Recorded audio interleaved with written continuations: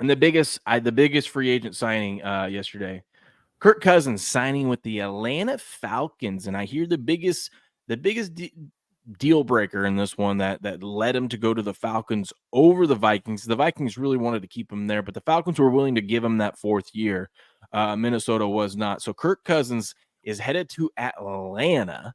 He signs a 4-year, $180 million deal with $90 million fully guaranteed. Now, my man Kirk Cousins is doing it right. He now has $327 million of guaranteed money in his career. That's not money total. It's like 450, but 327 of fully guaranteed money in his career, and he has 1 playoff win. Now, this guy is doing it right. Okay? He is doing it right, Cricket. Golly, man, that's crazy. I can't believe they paid him that much money, but I thought for What's sure when you saw this, because we knew it was either Minnesota or Atlanta. We knew he had a chance to go to Atlanta, but like he's 35 years old, coming off that Achilles injury. What's your first takeaway from this contract? Because mine was, wow. They gave him 4 years. Like they gave him 4 years.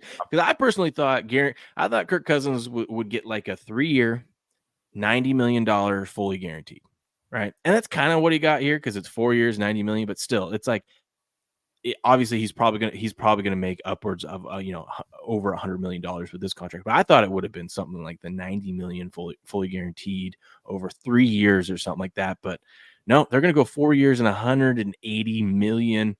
Atlanta looking to make some noise. I think they got a little nervous after Baker re-signed with Tampa. They knew they had to make a splash to be competitive in that division.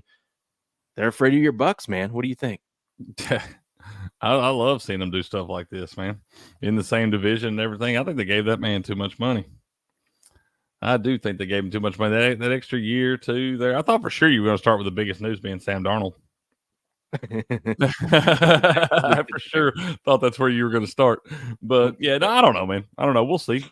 Kirk's solid. I mean, solid. I don't know that I can say much beyond that. Like you said, 1 playoff win in that career. I mean, he gives you a better chance than Desmond Ridder and Taylor Heineke. I'll give you that. But does this just show how desperate Atlanta is for like anything of a decent quarterback because of how terrible of quarterback play they've had over, I mean, go back to the Mariota.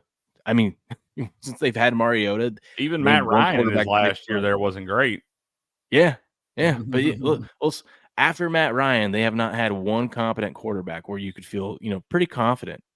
No, not at all. I mean, but they've had all the talent around them. Most of the time, you didn't know who the starter was going to be from week to week.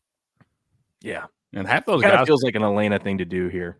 It does. It seems that way. Maybe it'll work out for him. I don't know. I don't think this guy's ever a guy. I've never really felt like he was the guy who's going to lead you to the promised land. That doesn't feel like that kind of guy to me. Doesn't feel like that kind of gamer. I mean, like I said, he's solid, but I can't say much beyond that. I'm just proud of him. I mean, he knows what he's doing. He works the system. I'm so proud of him. I mean, listen, he gives hope to all the dads out there that wants their sons to be a quarterback in the NFL. You don't have to be a superstar quarterback anymore. All right? No, you actually prefer not to be. Yeah, you just have to be a competent backup, and you're going to get paid, as we're going to find out talking about some of these other guys. So, we'll figure that out. That may be true too. That may have played into it. Maybe the Falcons play a lot of noon games. Oh, the 1 o'clock Eastern? I would assume so, since they're on the East Coast. Yeah, so that's what I'm saying. Maybe that's what it was. We know how Kirk plays in 1 o'clock games, man. Yeah, well, plays much better there, man. Much better there. Maybe they're hoping they won't have to land on any primetime spots because of the Falcons. Look at this guy. This opinion on this. This is how he starts it out. The Falcons just fully guaranteed $90 million to a 35-year-old non-elite quarterback coming off an Achilles injury, and yet I don't hate it. Just right? It's one of those things like I don't even know how I feel. I'm sitting here, I'm like, I can't throw too much shade at you. I don't even know how I feel. I'm just kind of mixed emotions on this one. I'm like, well, I am anxious to see how it works. This is a prime example, though, Cricket, of the NFL quarterback system. It's not who you are. It's when you're a quarterback in the league. What do I mean by that? Kirk Cousins was the best signing any team could get for free agent quarterbacks in the NFL this offseason, right? There wasn't a bunch of other big name guys. Hell, the guy he's competed against was Sam Darnold. You're going to take Sam Darnold, you're going to take Kirk Cousins. No brainer, True. right? Even Kirk Cousins coming off of True. Achilles injury, right? They're like, yeah, we'll still take him, and we'll give him $90 million fully guaranteed. It's not who you are, it's when you are, and he happened to fit right in the perfect timing, and so he gets this money. It's just like the next that's why Patrick Mahomes isn't the highest paid quarterback in the league either. It's because as soon as he signs the deal, the next person up, when they're due, they're going to get more. It's just how it is. So it's not who you are, it's when you are. And Kirk Cousins constantly, time and time again, is coming up at perfect timing to land the most money. So good for him. Yeah, that guy runs like God, man. I need some of that run good from Kirk Cousins. That's what I need. You need to rub me on my like forehead that? or something. You like that?